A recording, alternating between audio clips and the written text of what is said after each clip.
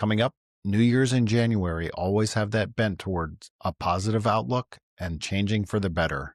How will that translate to Devils hockey in 2026? Welcome to the Devil's Island Podcast, broadcasting from the east end of Long Island. Whether you're in New Jersey or somewhere around the world, as a Devils fan, you may feel like a castaway. Well, Devils fanatics, join us, because you can always feel at home here on Devil's Island. And now, here is your host, Chris Suswal. Hey, fellow castaways, you're on Devil's Island, and if you enjoy your stay, please like, share, and subscribe to stay in the mix. Feel free to drop a line to devilsislandpodcast@gmail.com for our upcoming mailbag episode. Well, Happy New Year's to all. Today, we take a look back and we forge forward. 2025 started out rough. The Devils were in a slump after the holidays, and without Jack Hughes and Dougie Hamilton heading in to late March, early April, into the playoffs, it was tough sledding. Of course, we get the matchup against the Carolina Hurricanes, and despite some close games and a double overtime victory, we exit in the first round. A tough pill to swallow heading into the offseason.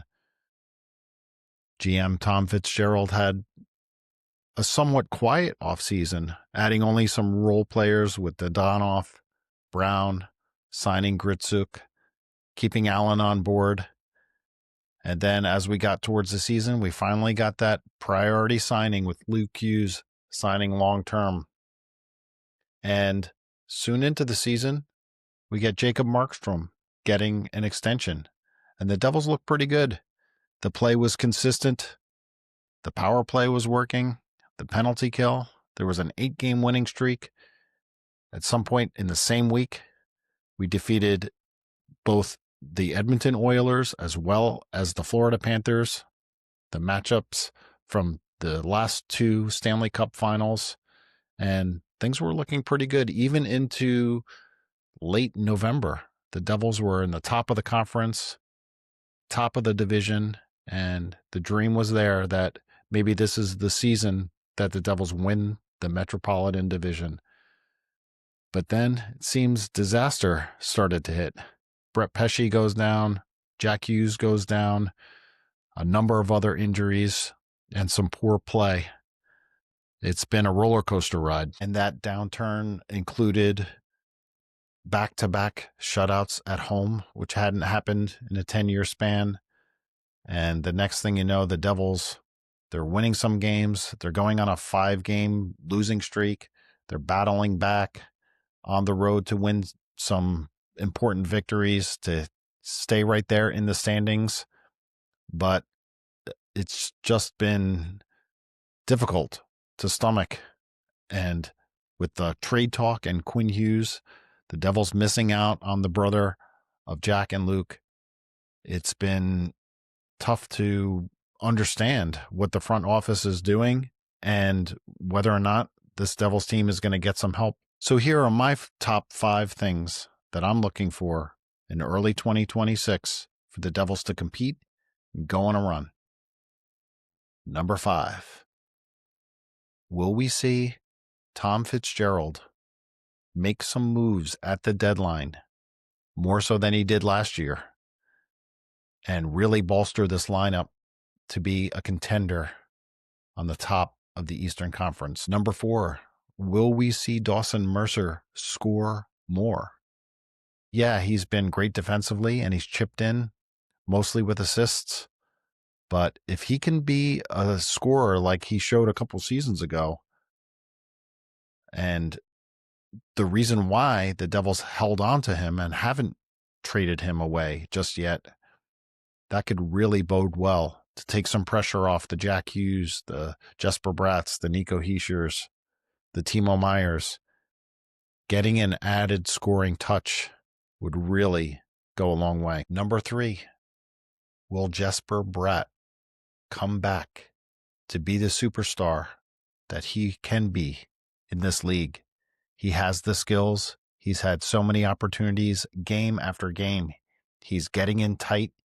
He's getting looks in the crease, if not the slot, and it's just been save after save. Yes, he's chipped in a goal here and there. He had 2 goals against Washington when they lost in overtime 4-3 last Saturday, but it hasn't been enough.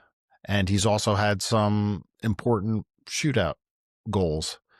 But if he can get going, the Devils will be really formidable. Number 2, when the Devils do get to the playoffs, will we see the quote-unquote playoff Palat?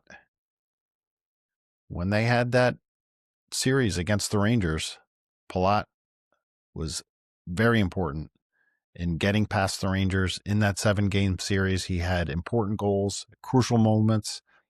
He had an amazing, gutsy effort to get the puck in tight when the Devils took the lead in Game 7. And if we could see a playoff Palat, more so than what he's been doing, that would really bode well. Time after time, we hear Palat's contract is a burden. His no movement clause is also a burden. And the cap space is almost non-existent. And he's getting paid more than $6 million a year. And he still has some time left on his contract. So will he live up to the billing? And of course, the number one thing that I'm looking for in 2026 is for Jack to be Jack. If Jack Hughes can become the superstar late January, February, into March, the Devils are definitely going to rise in the standings, no doubt about it. And it's such an interesting season this year with the condensed schedule and the Olympic break for a couple of weeks in February. That's a long break. And if the Devils can somehow get a reset at that time, play well enough through January to move up at least slightly in the standings, they're only a few points back of the wild card right now. But if they could get in the wild card and then have that reset, that could really push them toward the playoffs. So let's hope come springtime, the Devils can heat up along with the weather. And fellow castaways, until next time, keep your fires burning. Let's go Devils.